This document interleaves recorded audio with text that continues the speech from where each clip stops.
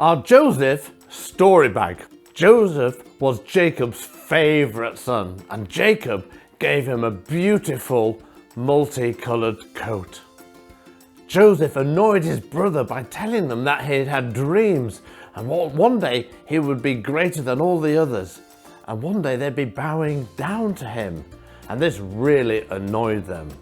It annoyed them so much that one day the brothers grabbed Joseph and threw him in a pit. They killed a goat and used the blood to cover Joseph's coat, and they sold him to traders. They told Jacob that Joseph had been killed. Joseph was sold to the traders, and they were going to Egypt, and there he was sold again as a slave.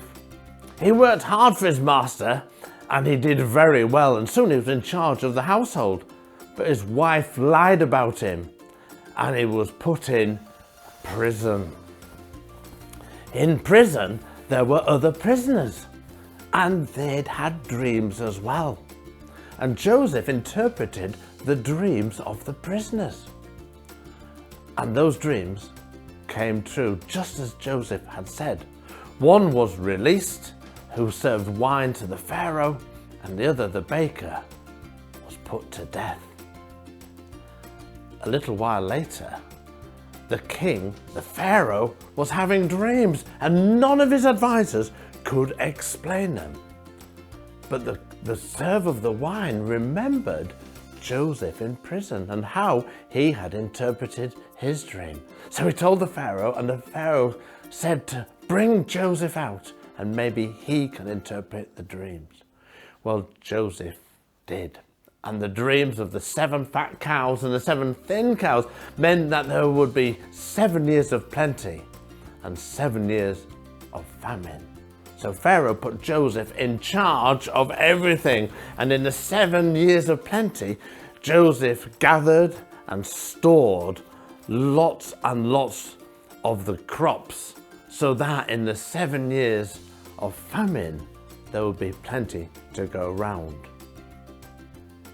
Meanwhile, back home, Jacob and his brothers were starving, and they'd heard that there was food aplenty in Egypt. So they went, and after Joseph tricking them because they didn't recognize him, he then told them that he was their long-lost brother, Joseph. And the brothers went back and brought Jacob and all the family to Egypt to live with Jacob there, and they had plenty to eat. And Joseph and Jacob were reunited. This was all part of God's plan.